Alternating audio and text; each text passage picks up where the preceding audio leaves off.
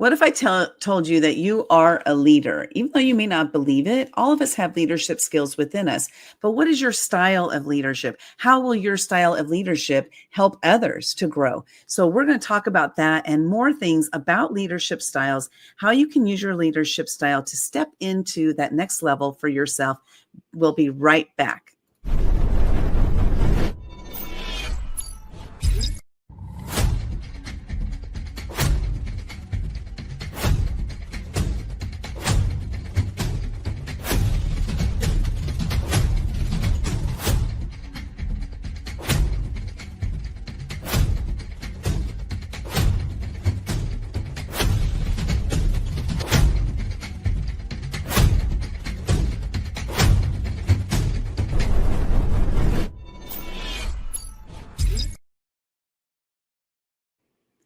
Hi, my name is Linda Sunshine West. I'm the founder and CEO at Action Takers Publishing. One of the things we like to do is to bring our authors into the forefront and help them to share their message and what they're doing in this world to make it a greater planet. And I have with us one of our authors, Banya. Bona, I pronounced it correctly. Yes, Banya Barua. And she is in this book here called Leadership Unveiled: Women Leading with Impact. Banya, welcome to the show. I'm so glad to have you here and to talk about leadership, because this is something for me. I never really knew I was a leader until about age 55. So it's interesting, like how many years go on with us not even knowing. And was I a leader and I just didn't admit it to myself, or did I not know that I was a leader? You know what I mean? So many questions to come up. But let's talk about leadership and how do we know what our leadership style is. Thank you, Linda, for having me.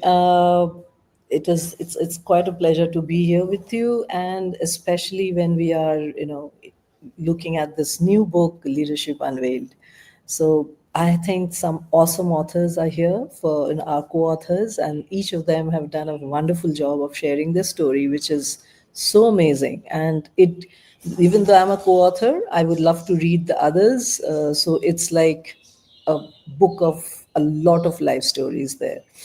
When it comes to leadership style, when you said at the age of 55, you realized that you knew that there were some leadership skills in you and you had your leadership ability. I think it happens right after we are born, even as a child, as a toddler. You can, if your parent or your caregiver is observant enough, they would find leadership skills in you. They would find leadership abilities in you. So we are born with certain inherent leadership styles that are always there in us. But it is for us to understand where we are and what we want to be, which is our journey through our career, through our life. That is what the journey is all about, to understand where we are and where do we want to go and how do we go there. So understanding this is all about leadership development.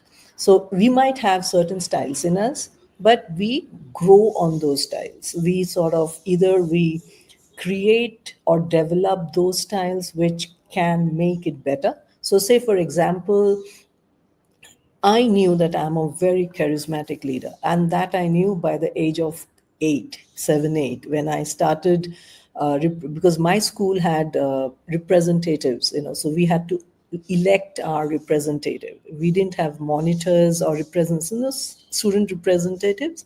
So that's how it had to be. It had to be elected. And I used to be elected non-stop from year 1 till year 8, 9. I was elected every year, and my friends knew me very well. So I knew that there was charisma in me for a very long time. And so that is something that I was very confident about. Then at the same time, but later on, as life grew, obviously there were lessons to learn, and life lessons happened. And that's when I understood that there was authenticity needed. You had to develop on authenticity. It does not only depend on, it's not only built on charisma. You have to have authenticity. And so then you bring out the authentic part of you, which is the journey I've shared in this book. And authenticity, as you build into it, that is the next leadership style, which might enhance your leadership style. So Each leadership style that is there will either enhance you or will stop you from growing.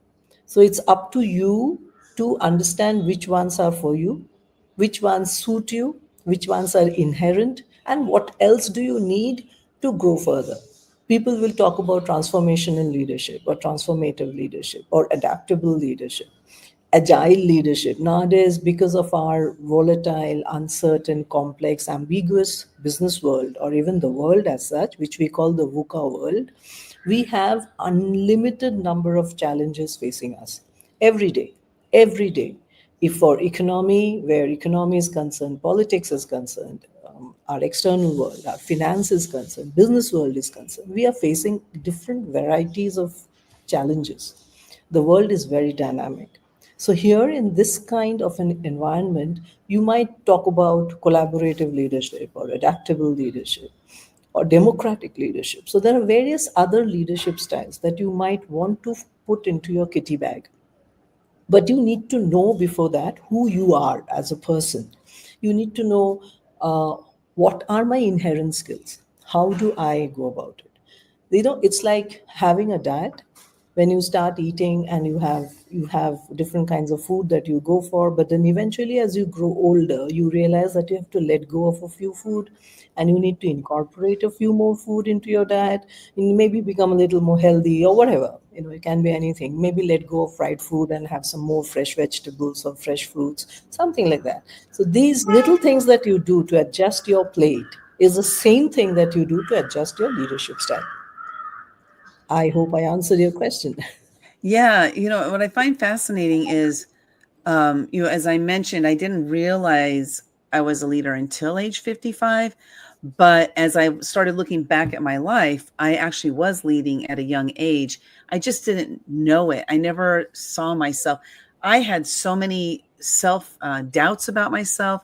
I had so much negative thoughts about who I was, what I was about, that I never saw myself as somebody who was leading. So it was kind of enlightening when I realized that, actually I have been leading for decades and I just didn't recognize it.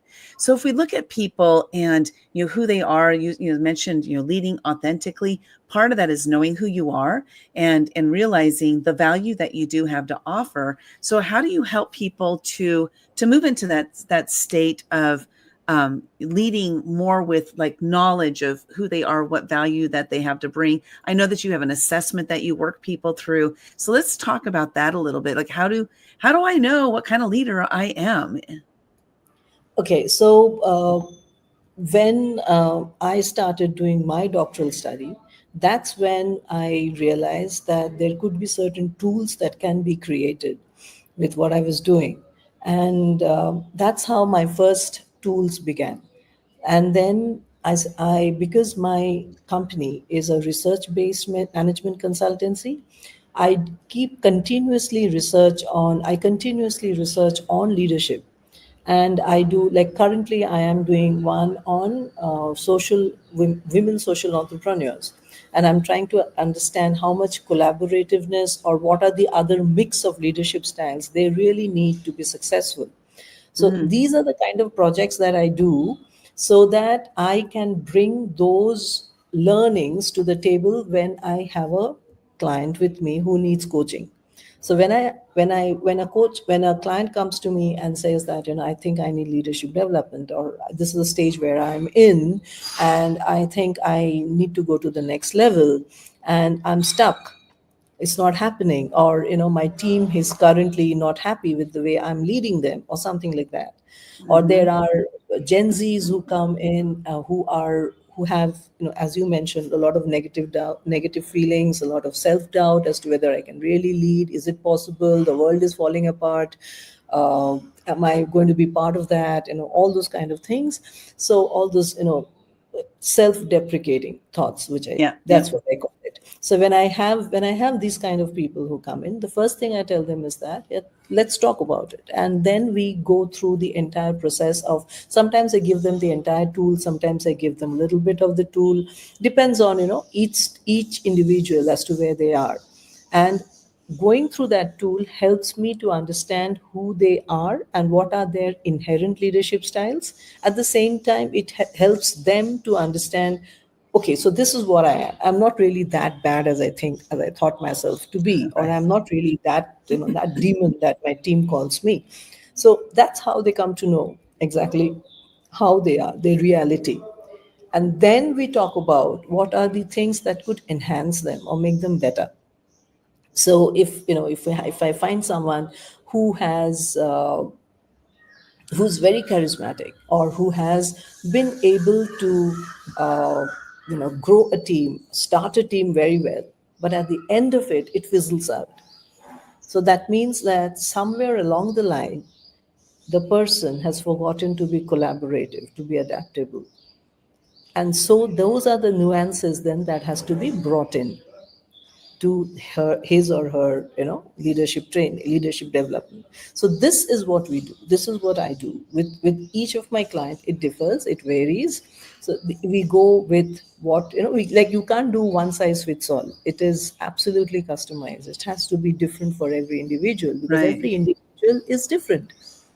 So that is how we go about it. That is how we, sort of get into the whole journey. And it takes about, say, 6 weeks to 8 weeks to get the entire journey, go through that journey and complete it. But generally, at the end of it, I have till now, crossed my fingers, had clients who have been happy with what they are, and who have realized that, okay, they have the strength or they have the confidence to go beyond that.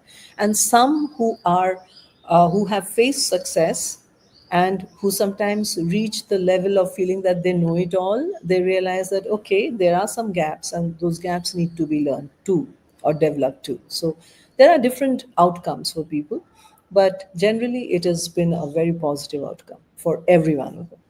And you know what I love about this? What just kind of came to mind for me is if everybody is a leader in different ways, and there's these different ways to lead. When I look at my own team, we have, currently we have 7 people on our team. This means I have 7 leaders, including myself on the team. I just happen to be the one who's directing what everything's like. I'm the conductor, right, of the music or whatever. But each of them has leadership skills that I am probably not tapping into right now because I wasn't seeing it this way. So what I love about this is, to me, as a leader myself, I have the ability to empower others to step into their leadership if we examine what their leadership is. And if they want more than that, like you mentioned, you have to start with a base before you can move on, like adding more leadership skills to that. So we need to know what their base is so we can know where they can go from there. And so I think this is awesome. Thanks for sharing this. Thanks, Linda. If it added some inputs to you, I'm really glad for that, because when you have a team, you actually have different leaders, as you just mentioned, and it's Right. absolutely correct. The best part for you is that you are the person who can orchestrate this all the leadership styles. That's where your knowledge comes into, where you can realize your knowledge. Now, this realization that you've had, this insight that you have just shared with all of us, helps these people in your team realize, okay, fine, I can be the agile person, I can be the person who's adaptable, or A says I can be the person who can collaborate. And so what you are actually doing is you're spreading it out, and each one of them have a value. So this leadership development, what it actually does, if played correctly, it can actually bring about people staying back in your organization for a longer period of time. It can help Yeah. people to grow.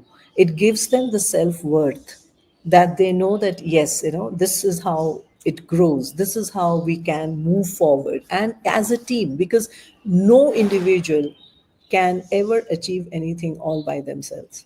They need something else, they need something more, and we all have blind sides. So for our blind sides, we need other people who can act as those mirrors and say that, this is where I can fit in, and this is where. But the leader is the one who has to recognize where the gaps are and how to bring people in there to make a wholesome picture. So that is the biggest achievement of a leader, who can see other people's leadership abilities and bring it forward in a manner that will blend in with the rest of the team to create a seamlessness, and the team performs absolutely like a well-oiled machine. I love that. I think it's because I'm all about empowering people, to step into whatever it is that they want to do. And like for example, I've had my virtual assistant now for 7 years. Always having her step into new roles, to challenge her, right, to keep her interested in what she's doing. And so it is fascinating as we look at that, those various leadership skills that there are. You're talking about the gaps, is really, it's about, in my opinion, correct me if I'm wrong, in my opinion, it's about the leader putting their ego aside and realizing that it really is the team that makes it all happen. The leader just happened that the leader of that organization, whatever, just happens to be working in that role, is all it is. No, there is a little more to that. That in the sense that you are the vision. So you are the vision of Action Takers Publishing. Mm-hmm. You know exactly where you want action takers to move. So that vision is yours. You claim your power on that vision. You are the one who has that anvil in his hand, moving, pitching through that pathway and creating your own pathway.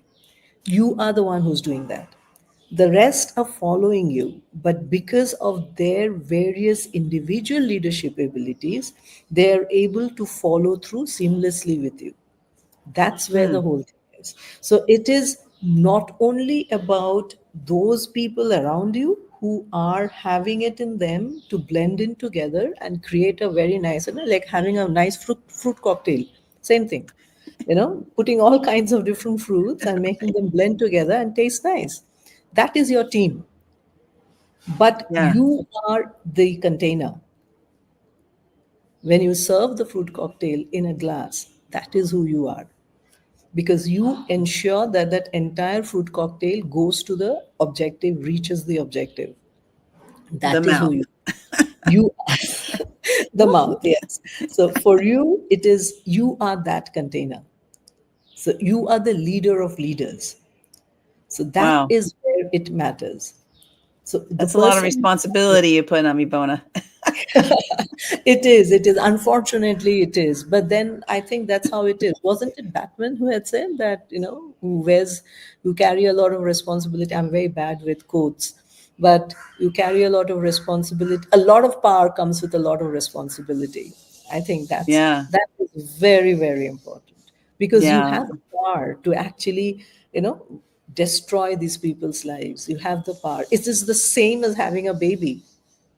When you have a little baby, you have a whole power in your hand as a mother, Yeah.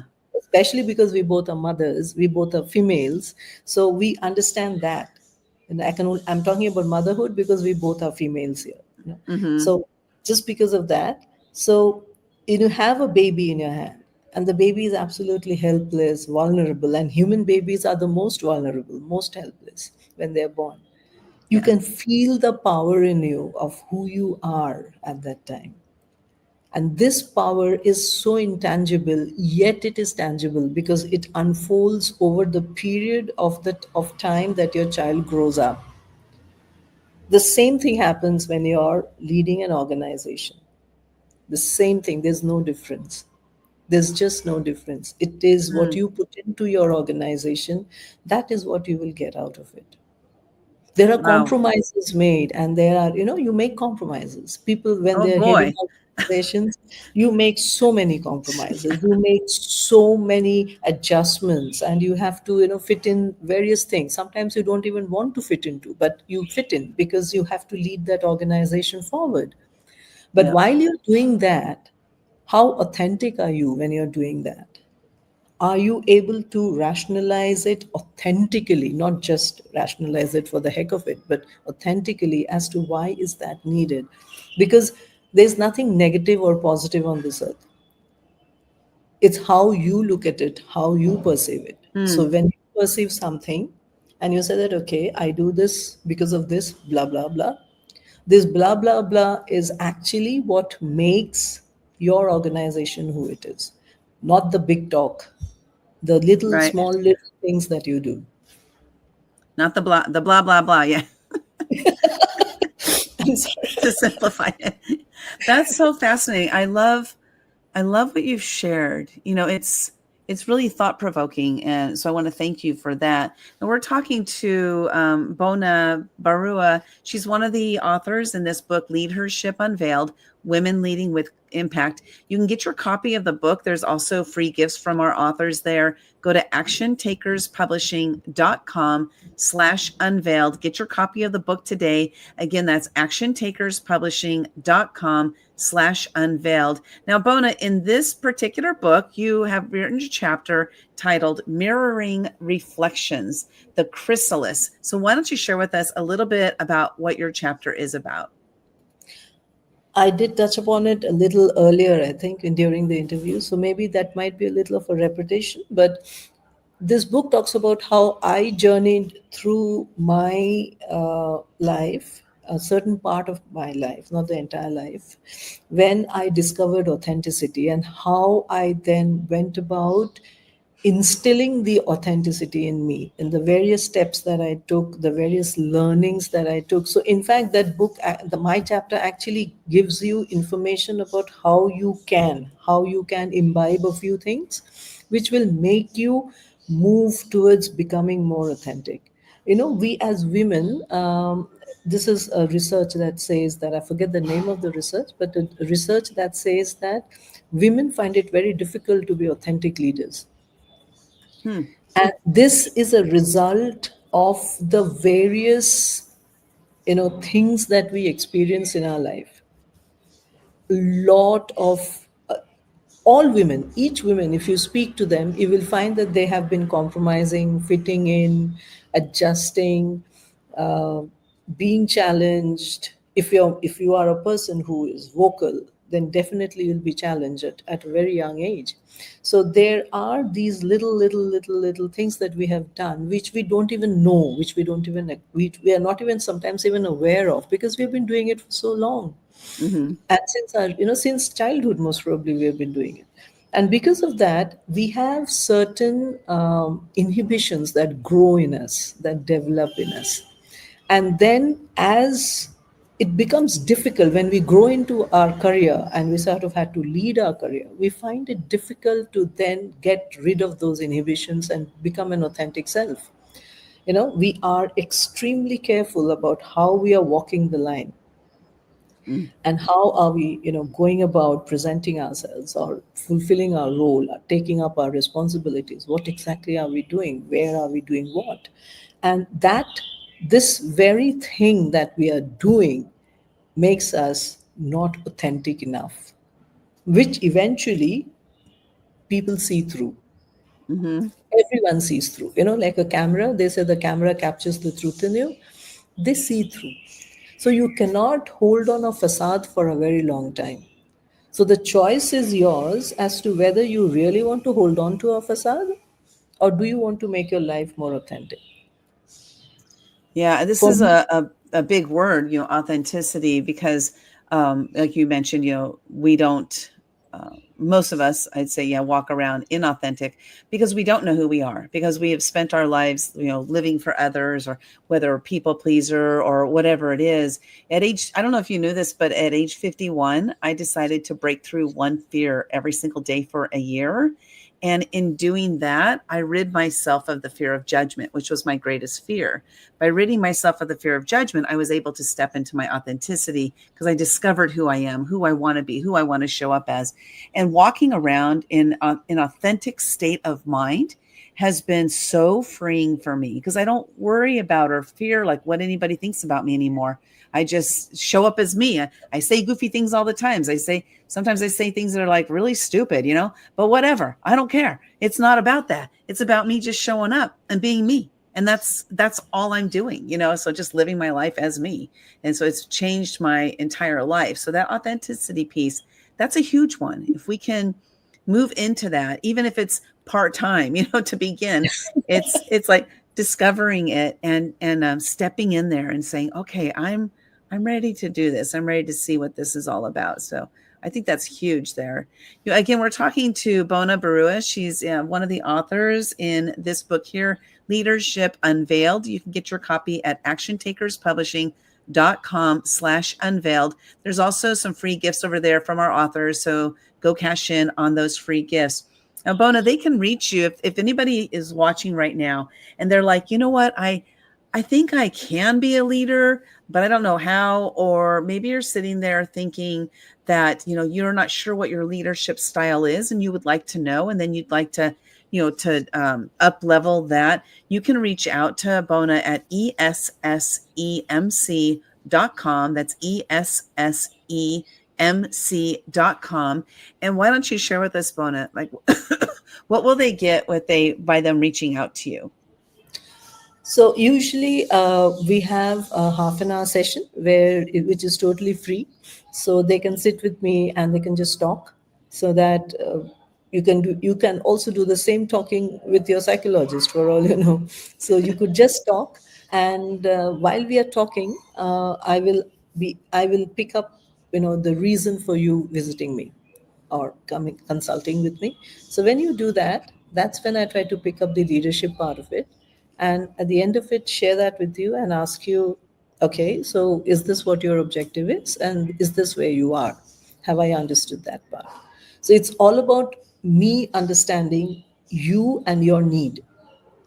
That is what we do in the first free consultation. Now if you find that that is good enough for you to continue with me, then we start the charge sessions and we go about it.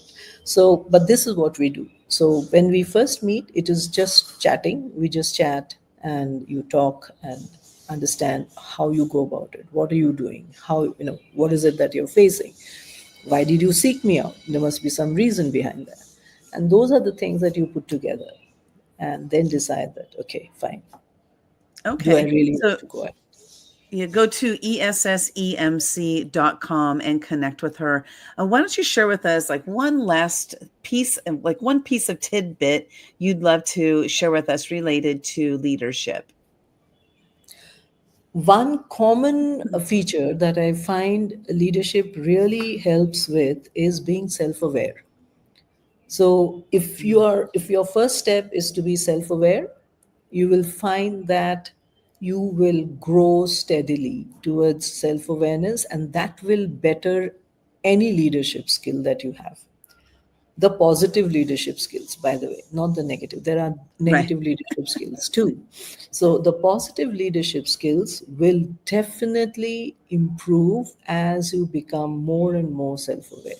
So picking up a self-awareness practice, not just just walking and having thoughts fly through your mind, and not like that, but collecting those thoughts, consciously looking into those thoughts, and making sure that you are practicing the conscious effort of being self aware. So it is not just, I am self aware, yes, everyone is, but are you consciously aware of being self aware? Are you consciously practicing being self aware? This is what is needed. So, if you can do that, so I can give an example of, I had a tram driver who was my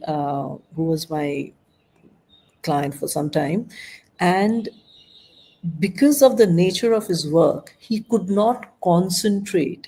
Because he has to constantly look at the mirrors, right? He's driving. Right. Yeah, so he couldn't keep his mind still. It took us 3 weeks for him to gain concentration of the focus of his mind for the first 1 minute, because Wow. his mind is trained, his muscle memory is trained to look. He cannot keep still, and he was retiring at that time, and so obviously he wanted to change his state of mind. Mm-hmm. So that is when he sort of, and then we sort of helped him through. And because you need at least 20-30 minutes of everyday practice to create an incremental change in you. Less than that doesn't really work, and that is scientifically proven that Does you need nap to. time count? Nap time? Nap time is not consciously Okay. practicing awareness. I So love nap that time. It's my favorite time unconsciously, of the day. unconsciously practicing. Definitely, you Okay. are unconsciously doing it. If it is deep sleep, by the way, not just sleep, it's a deep sleep. So if you even if it is a 15-minute sleep or a 10-minute sleep, but you have really gone into deep sleep Hmm. immediately, that is a good time for your mind to rest, for your mind and body to connect and understand each other, which is lovely. But that is not consciously practicing self awareness. To consciously practice self awareness, you need to be fully awake, your mind and your body faculties working fully, and yet control it. Okay. Well, And I find that interesting because when I get in that sort of state of mind, I tend to fall asleep. I just, I don't know what it is. Maybe I'm just tired. Maybe I'm yes, just tired. you're Yeah, I need just more tired. sleep. You're just tired. So, which means what your body is telling you that, you know what, you need more sleep, Linda, go to Yeah. sleep. So your body is telling you that. That's why you go Yeah. to sleep. So when you are quiet and calm for some time, you listen to Mozart's fifth concert, I think.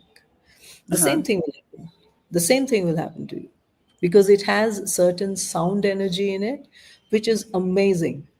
And it will make you instantly, for people who are tired, who are really lacking sleep, they'll fall asleep because that is the first step of your body telling you that you need rest. So follow Yeah. your body, follow your what your body is telling you. I have been taking heed, especially, because I got sick recently and I like him. I need to lay down and it's because I'm in the habit of push, push, push, kind of like you were talking about the gentleman, driving the tram, is that I'm in the habit of push, push, push through the tiredness and just make it to the other side. But just retraining myself to listen to what my body's saying and actually, taking that rest, even if it is 15 or 20 minutes, I will just set my alarm and lay down and just stop, you know. You can start doing it that way, but if you really want to sleep, want to let go of yourself, the first thing that you would have to do is stop putting on that alarm, because that alarm is keeping your unconscious mind awake. You know that there's an alarm. You know that there's an Mm, alarm. You know there's an alarm. So you're not really at rest, totally at rest. There's something there which is still alert. When you are totally at rest, it means you have just let go of everything. You're in deep sleep. That means you have let go of everything around you. You don't know what's happening around you. And even if you can do that for half an hour, 1 hour, which usually happens at 1 p.m. at night. That's the time our body clock, wherever you are across the world, it generally happens then. That oh, between one interesting. to three, the body actually lets go. If you do it without drinking, like you haven't had a drink at night or something, but at the same time you're just relaxing, maybe not even looking at your social media or your phone, no screens, Hmm. but you're just relaxing, maybe looking out of your window or something, you'll find that between 1 and 3, you will have the soundest of sleep. Hmm. Interesting. Yeah, I sleep really well. I sleep really well once Mm. once I go to sleep. So, well, that's interesting. Again, we're talking to Bona. You can reach out to her at essemc.com. Hop on that complimentary call with her to just to learn where you are in your stage of leadership and what you are working on. I want to thank you so much for being here, for sharing your wisdom with us, and I've had a lot of things to think about after this interview. So, thank you so much for that. And again, thanks for being in the book and sharing your message and helping people to do what they can to make this a better planet. Thank you so much. It's not only I help them, they help me too. It's not only the book being me being a part of the book, it's also the book being a part of me. So each Mm, ways round, there's always a reciprocal thing. Like today, for example, you and me, what you and me have shared right now, I learned from you too. So I think it's a reciprocal process always. It's never just a one way giving. It's a Thank you great way so of much for seeing it. having Yeah. me here. Can I give my email address as well? That might help because Sure. the website will take all people to the inquiry where they can shoot an inquiry, and then I can get in touch with them. But they can directly get in touch with me also through banya.barua@samc.com. I'm trying to get it here. Yes, emc.com. Let's see if I got this right. Is Yes, that like perfect. that? Thank you. Okay. Yes. Okay. So you So can they email can drop me her an email. there as well. Yes. Thank Awesome. you. Thank you so much, and really appreciate you and everything you're doing, and keep doing. This is fun. Thank you. Lovely. It's good. It's fun for me too. Awesome. Thanks.